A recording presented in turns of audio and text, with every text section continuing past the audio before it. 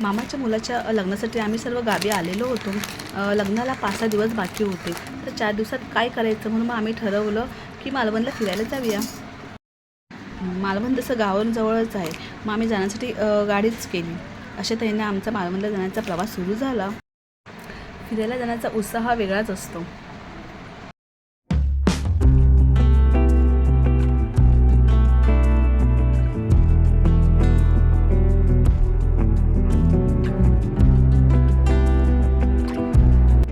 बघता बघता आम्ही कधी मालवणला पोचलो आम्हाला समजलं नाही. मग आम्ही सिंधुदुर्गमधील विजयदुर्ग किल्ल्यावरती येऊन पोचलो. भरपूर कडक ऊन होतं आणि गरमीही भरपूर होत होती. परंतु समुद्रकिनारा असल्यामुळे थोडंसं थंडावा वाटत होता.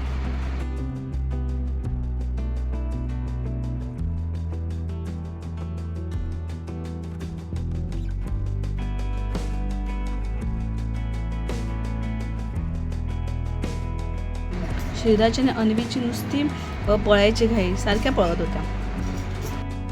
आणि थांब, आम्ही मग किल्ल्यावरती जायला निघालो.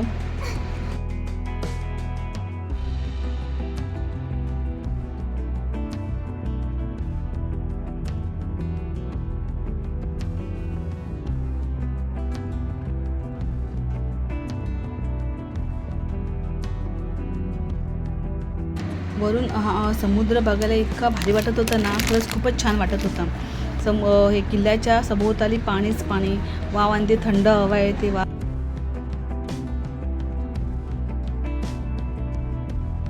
इथे शिराज आणि पप्पांची तर काय मज्जाच होती. झाडाला लटकत होते, शिराला पण झोका घ्यायला खूप मज्जा वाटत होती.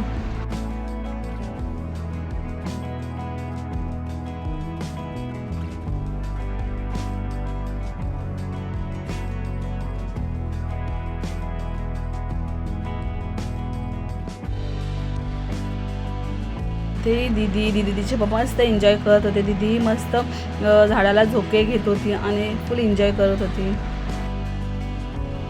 त्यानंतर आम्ही मग कुणकेश्वर मंदिरामध्ये आलो. कुणकेश्वर मंदिर हे सिंधुदुर्ग जिल्ह्यातील देवगड तालुक्यामध्ये आहे आणि हे मंदिर जागृत शिवमंदिर म्हणून प्रसिद्ध आहे. मंदिराच्या सभोवताली संपूर्ण समुद्र आहे.